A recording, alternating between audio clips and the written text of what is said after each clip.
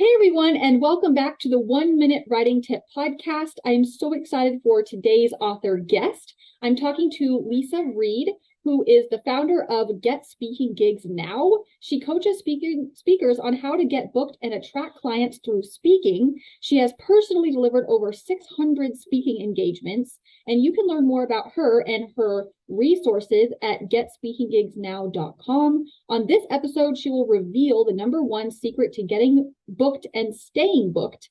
Leisa, thank you so much for joining me on the podcast. So excited to be here. Thanks for having me.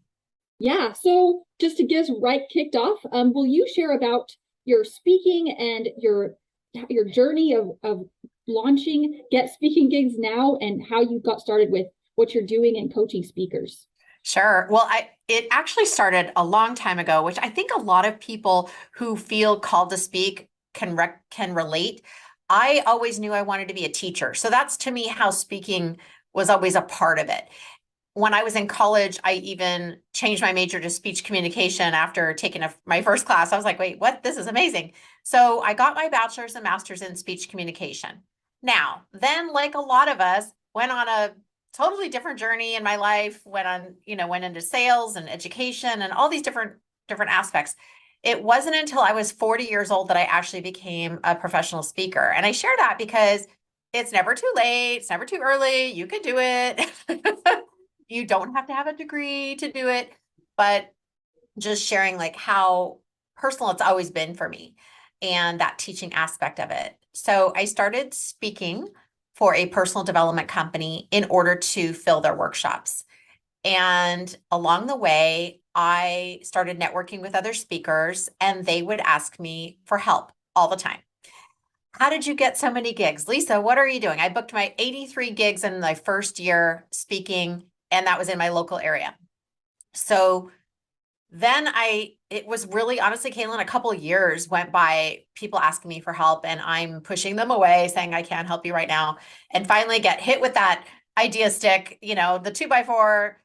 Hello. Okay. I guess I should start coaching people for this. So that is why Get Speaking Gigs Now was born. And that's why the name is what it is. It wasn't beabetterspeaker.com. It was, no, how do I already love speaking. How do I do it more? How do I start to build my business using speaking? And that has always been the drive force for me in helping my clients. Like, I want them to get their message out there.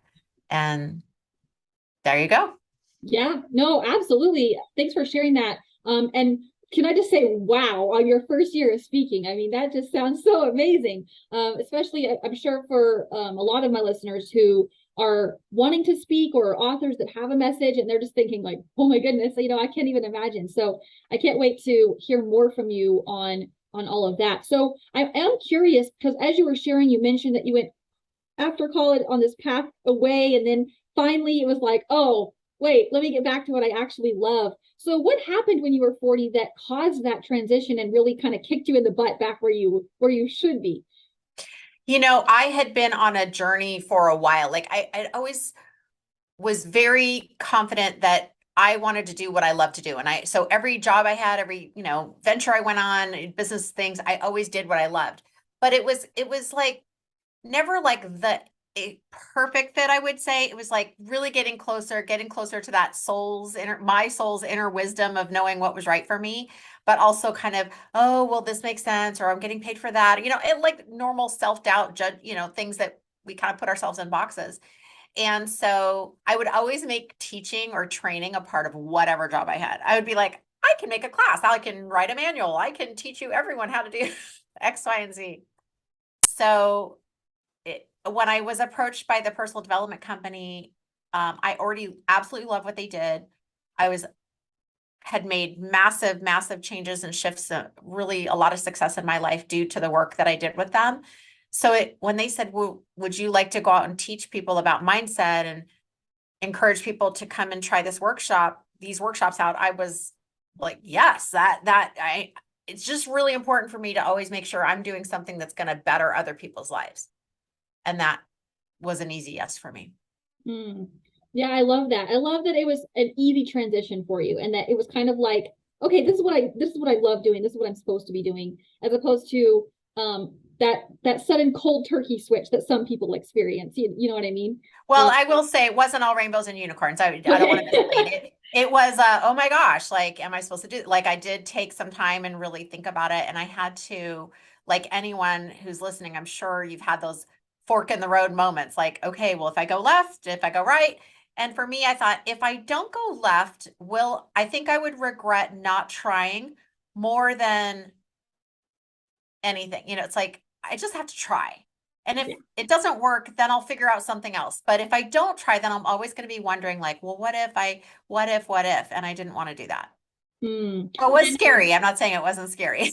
Yeah, no, definitely. And I completely agree. I mean, I think regardless of how that transition happens, it's always kind of facing the fear and doing it anyways, in some regard, right? Yeah.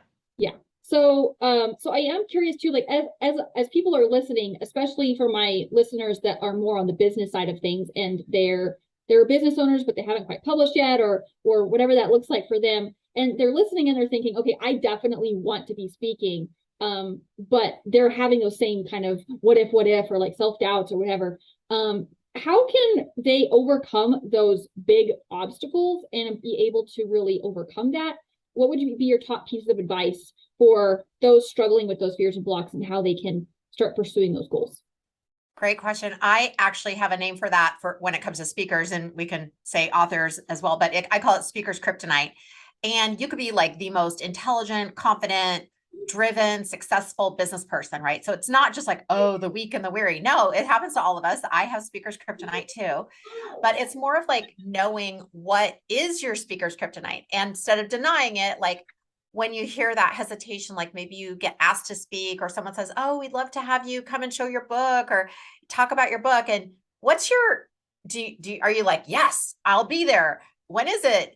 Here's my stuff. If you're like that, then you're not suffering from speaker's kryptonite. But if you're going, oh my God, okay, I don't know what to say. I'm not going to sure what to send them. I'm like, why would they want me to just come speak? Like, what if I can't think of anything to say? What if they don't like it? You know, that's speaker's kryptonite coming through. So I always say, like, let's address it. Just listen to it. Oh, what is it saying? Then you can start to have a conversation with yourself, obviously. I'm like, that's interesting that I've got this opportunity and I'm not taking it. I haven't responded to the email. I have avoided it. And Yeah. what's going on there? What tools do I need? What conversation needs to happen that can get me to that other side? Yeah, no, I definitely know what you mean. And I think that when people are trying something new or in kind of uncharted waters, that comes up, regardless of whether it's pursuing a book, or it's pursuing speaking, or pursuing a business, or whatever it is. It's just like we went back to earlier. You said that you do have that sense of fear a little bit about just pursuing those goals. So yeah. So I think one big aspect to people overcoming that, with what you said is the speaker's kryptonite, or the self-doubt, or the what if, or whatever it is, that having a big vision and knowing what you're going for can really help overcome that. Would you agree with that? I do. And then I have an addendum to that. One of the metaphors I often use, and this is what I learned as well from the company I used to work with. If you think of a car with a gas pedal and a brake pedal, right? So the brake pedal is, we'll start with the gas pedal. The gas pedal is the vision, the intention, the passion. Oh, I can see it. I want, I have this, and I call it the Roman Empire. Like my clients are always like, I'm trying to build a Roman Empire, in tomorrow. I'm like, okay. So, and then there's the brake pedal, which is our resistance, our doubt, the kryptonite, all the stuff, the life that's getting in the way, I got a cold or whatever, things happen. And so if we have our foot on the brake pedal and the gas pedal at the same time, we're stalling. So that's, again, that part of like, yes, of course, it's absolutely beautiful, great idea to have a vision, have your intention be clear and be focused. And you also need to really address what is the resistance, what's on the brake pedal, because otherwise you just aren't going to get there as quickly. So the more you can release the brake pedal, push on the gas pedal, then now we're going faster than we could ever imagine.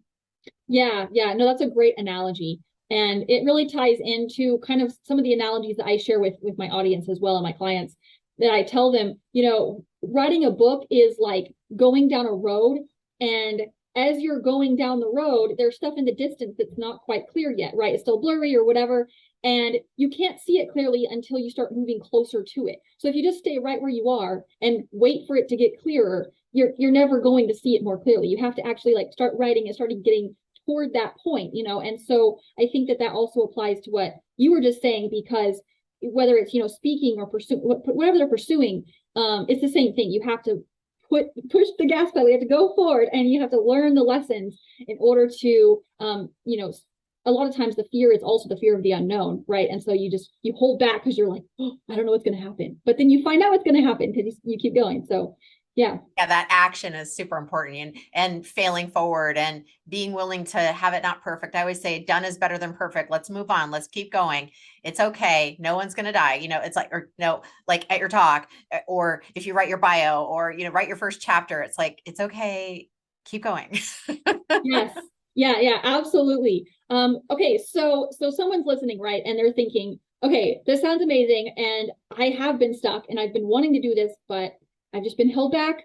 Yeah. And so how can I get started? So I kind of mentioned this in your intro, and the big question that we've been leading up to is, what is that number one secret to getting booked and then staying booked as a speaker? Yeah. And Even I as a will, speaker author.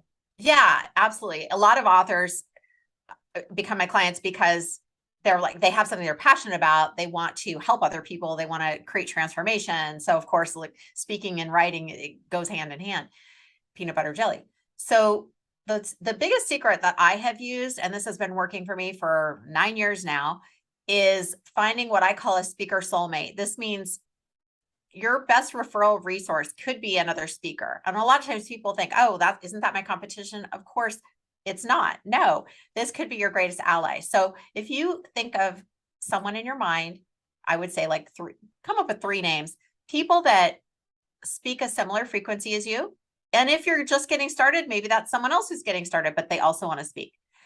They also are someone that you obviously know, like, and trust, because you need to feel really confident in being able to refer them. Like they're going to show up, they're going to be there on time, they're going to deliver what you ask for, you know, deliver what they say they're going to deliver. All those things are super important because you're putting your name on them, right?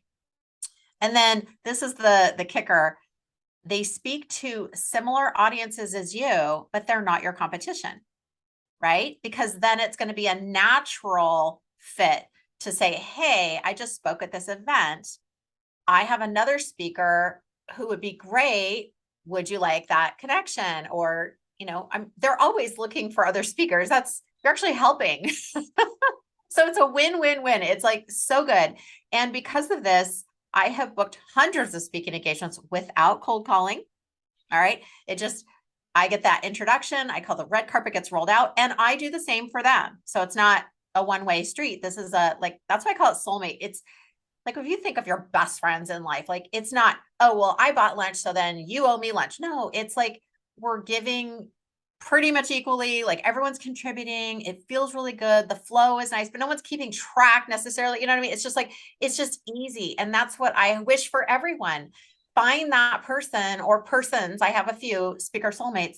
One of my speaker soulmates has referred over 100 speaking engagements to me. Well, I mean, she's referred more than that, but like I've given that many just because of her trust in me, and same for vice versa. So it's people just think it's like, oh, I have to meet so many people. I have to get so many business cards. I have to do all this stuff. I have to. No, you don't actually. It can be super fun. It can be easy. Just find a couple of people that you really connect with, and it's that easy. Wow. I have to admit, I have been guilty of the I have to loop. So Sure. I definitely understand what you mean with that. And I think that when someone can just break it down and make it simple, that it's just like, oh, all of a sudden it's like, instead of being this ginormous, overwhelming thing, it's so doable. And it's like, oh, I can do that. Oh, I Yeah. can do that, you know? Yeah. It's like, we know how to make friends. We learned that in kindergarten. Right, exactly. Or even earlier than that, you know? Sure. Yeah. Depending on if they're in daycare or whatever, you know. Yeah. So if someone's thinking, oh my goodness, that's exactly what I need, how can I work with this person? I want to ask, what can someone expect by working with you?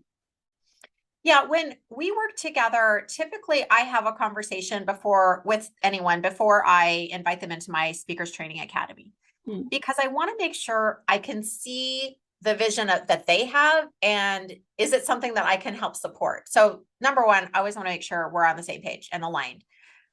But and so I work with different people, all different industries and different levels of speaking. Some are zero, some are been doing it a while, but I need some direction. We start with something I call Get Your Talk Ready to Rock. And it's a process a collaborative process that we go through, because a lot of the speakers out there, or people who want to be speakers, are worried about what they're going to say. They're like, well, I've been working on getting my talk together. Oh, okay. When I figure that out, then I'll call you. I'm like, no, that is what I can help you. Like, we're going to get it done faster and easier and quicker than you could ever have imagined. You're going to be in love with it. I consider it like you're literally giving birth to this awesome baby, right? And then you get to go give and show off your baby to all the different people who could be transformed by your baby. It's super cool. So we start with that, but we also go through different strategies that I use to this day. I used them before the pandemic, during the pandemic. I don't know if we're post pandemic yet, but gosh, I sort of we're creating this new whatever this is that we're in now. And how do you actually utilize speaking to build your business, attract your clients and stuff like that? So there's a layer of like general education that I offer, but then of course everyone's like, yeah, but what about me? And what about my situation? And then it's like, okay, well, let's figure that out. Let's figure out your pricing. Let's figure out how you're going to offer things and what your mailing is going to look like. All the things that entrepreneurs have questions with. Hmm. That sounds amazing. And I'm glad that you shared that too, because it's exactly as you said. A lot of times there is that hesitation of like, oh, I just need to get X, Y, and Z in order before I do the next step, not realizing that if you have help with that specific sequence that you think you need to get done before, it allows you to save so much time and effort and feel a lot more confident in what you've created because you had that input from someone who knows what they're doing. Right. So, Yeah. I had yeah. one client, she's a new client, and she'd been talking to me for 2 years.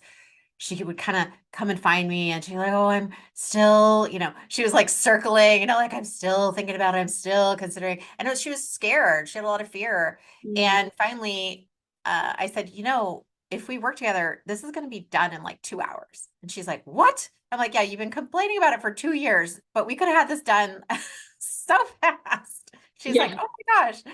Anyway, so No, it's exciting when you're yeah, ready. no, that's an excellent example, and that shows exactly what that means for people that are on the fence and they're just like, oh, I don't know, but it's like, look what you can accomplish, so it's just so much better. So for people that are thinking, okay, that's me, I've been putting it off, and I need to get that help with that, and oh my goodness, I really need someone that can come in and just, I want to get it done finally and step into that ring. How can they connect with you and learn more about you and your business? Couple different ways. I'll give two freebies. One is if you're like, I'm thinking about maybe starting to possibly get started, Right. which is totally fine.